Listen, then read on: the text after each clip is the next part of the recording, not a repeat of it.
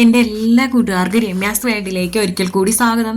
അപ്പം ഇന്ന് ഞാൻ തേങ്ങയൊന്നും ചേർക്കാതെ പെട്ടെന്ന് വളരെ എളുപ്പത്തിൽ എന്നാൽ അടിപൊളി ടേസ്റ്റോട് കൂടിയിട്ടുള്ള ഒരു ചെറുപയർ കറിയുടെ റെസിപ്പി ആയിട്ടാണ് വന്നിരിക്കുന്നത്. വീഡിയോ സ്കിപ്പ് ചെയ്യാതെ തന്നെ കാണാൻ കേട്ടോ കൂട്ടുകാരെ. എന്നാൽ പോകാം. അതിനായിട്ട് ഞാനിവിടെ ചെറുപയർ ഒരു കപ്പ് എടുത്ത് തലേ ദിവസം ഞാൻ കുതിർത്ത് വച്ചായിരുന്ന ചെറുപയറാണ് കേട്ടോ കൂട്ടുകാരെ.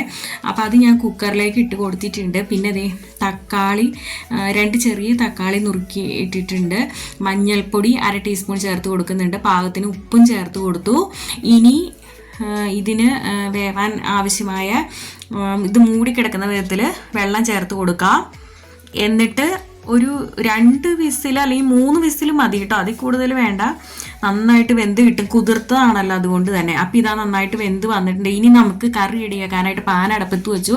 അതിലേക്ക് 2 ടേബിൾ സ്പൂൺ വെളിച്ചെണ്ണ ഒഴിച്ച് കൊടുത്ത് 1/2 ടീസ്പൂൺ കടുകും 1/2 ടീസ്പൂൺ ജീരകവും ചേർത്ത് കൊടുത്തിട്ടുണ്ട്. അത് മൂത്ത് വന്നപ്പോൾ അതിലേക്ക് 2 വറ്റൽമുളകും ഒന്നിട്ട് കൊടുത്തിട്ടുണ്ട് കേട്ടോ. പിന്നെ ഒരു 4 അല്ലി വെളുത്തുള്ളി ചെറുതായിട്ട് നുറുക്കി ചേർത്ത് കൊടുത്തിട്ടുണ്ട്. 2 പച്ചമുളക് വട്ടത്തിൽ അരിഞ്ഞ് ചേർത്ത് കൊടുത്തിട്ടുണ്ട്. കറിവേപ്പില ചേർത്ത് കൊടുത്തു. പിന്നെ ഒരു വലിയ സവാള ഞാനിവിടെ ചെറുതായിട്ടൊന്ന് നുറുക്കിയിട്ട് കൊടുക്കുന്നുണ്ട്. അപ്പോൾ ഇനി ഇത് നമുക്കൊന്ന് വഴറ്റിയെടുക്കാം.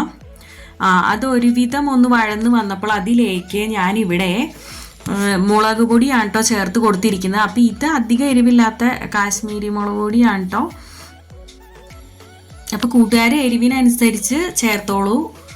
ഇനി ഇത് ഒരു 5 മിനിറ്റ് ഒന്ന് വഴറ്റി കൊടുക്കാം കേട്ടോ. ഇനി മൂത്ത് വന്നപ്പോൾ അതിലേക്ക് നമ്മൾ വേവിച്ചെടുത്ത് വെച്ച കണ്ട നന്നായിട്ട് വെന്തിട്ടുണ്ട് ചെറുപയർ. അത് നമ്മൾ ഇതിലേക്ക് ചേർത്ത് കൊടുക്കുകയാണ്. ഇനി എന്നിട്ട് ഇത് നന്നായിട്ടൊന്ന് മിക്സ് ചെയ്ത് കൊടുക്കാം. അപ്പം നമ്മൾ തേങ്ങയൊന്നും ചേർക്കുന്നില്ലല്ലോ, അപ്പോൾ സ്വല്പം വെള്ളവും കൂടെ ചേർത്ത് കൊടുക്കാം. ഒരു 2 കപ്പ് വെള്ളം ചേർത്ത് കൊടുത്തിട്ടുണ്ട്. ഒരു സ്വല്പം ഉപ്പും കൂടെ ചേർത്ത് കൊടുക്കാം. ഗ്രേവിക്ക് ആവശ്യമായിട്ടുള്ള ആദ്യം നമ്മൾ വേവിച്ചപ്പോൾ ചേർത്തതാണ്, അത് നോക്കിയിട്ട് ഉപ്പ് ചേർത്താൽ മതി. ഇനി ഇത് നന്നായിട്ടൊന്ന് മിക്സ് ചെയ്യാം. അപ്പോൾ ഇതൊന്ന് ചെറിയ ഫ്ലെയിമിലിട്ട് വെച്ചിട്ട് തീ കുറച്ച് വെച്ചിട്ട് നമുക്കിതൊന്ന് തിളപ്പിച്ചെടുക്കാം. ഇത് കുറുകി വരും കേട്ടോ, അപ്പോൾ സ്വല്പവും കൂടെ വെള്ളം ചേർത്ത് കൊടുക്കാം. അങ്ങനെ നമ്മുടെ അടിപൊളി ചെറുപയർ കറി ഇവിടെ റെഡി ആയിട്ടുണ്ട്. ഇത് ചോറിൻ്റെ കൂടെ, ചൂട് ചോറിൻ്റെ കൂടെയും അപ്പത്തിൻ്റെ കൂടെ, പുട്ടിൻ്റെ കൂടെ, ചപ്പാത്തിയുടെ കൂടെ, പൂരിയുടെ കൂടെ ഒക്കെ ഇതിൻ്റെയും കൂടെ സൂപ്പറാണ് കേട്ടോ കൂട്ടുകാരെ. ഇത് ഉറപ്പായിട്ടും ഒരു പ്രാവശ്യമെങ്കിലും ഇത് ഉണ്ടാക്കി നോക്കിയിട്ടില്ലെങ്കിൽ കൂട്ടുകാർ ഉണ്ടാക്കി നോക്കണം കേട്ടോ. അപ്പം ഞാനിതാ അപ്പത്തിൻ്റെ മാവെല്ലാം എടുത്ത് വച്ചിട്ടുണ്ട്. തലേ ദിവസം അരച്ച് വച്ചിട്ടുണ്ടായിരുന്നു കേട്ടോ. അപ്പോൾ അത് നമുക്കിനി അപ്പം റെഡിയാക്കാം.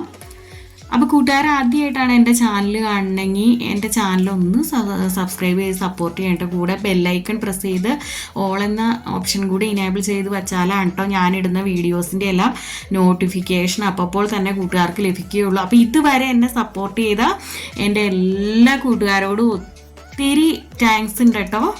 തുടർന്നും നിങ്ങളുടെ സപ്പോർട്ട് വേണം കേട്ടോ കൂട്ടുകാരെ, എന്നാലാണ് എനിക്ക് മുന്നോട്ട് പോകാൻ സാധിക്കുകയുള്ളൂ.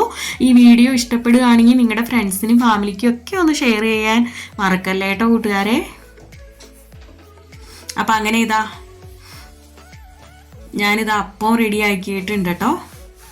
അപ്പം ഇന്നത്തെ നമ്മുടെ ബ്രേക്ക്ഫാസ്റ്റ് അപ്പം നല്ല അടിപൊളി തേങ്ങയൊന്നും ചേർക്കാത്ത അടിപൊളി ചെറുപയർ കറിയാണ് കേട്ടോ. ധൈര്യമായിട്ട് എല്ലാ കൂട്ടുകാരും ഇങ്ങനെ ഉണ്ടാക്കി നോക്കിക്കോളൂ കേട്ടോ. പിന്നെ ഇങ്ങനെ ഉണ്ടാക്കുള്ളൂ, അത്രയ്ക്ക് ടേസ്റ്റാണ്. എളുപ്പം ഉണ്ടാക്കുകയും ചെയ്യാലോ,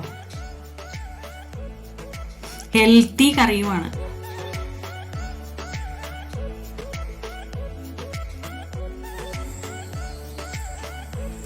ഞാനിത് അപ്പം എടുത്ത് കാണിക്കുന്ന നല്ല സോഫ്റ്റാന്ന് കാണിക്കുന്നതാണ് കേട്ടോ കൂട്ടുകാര്.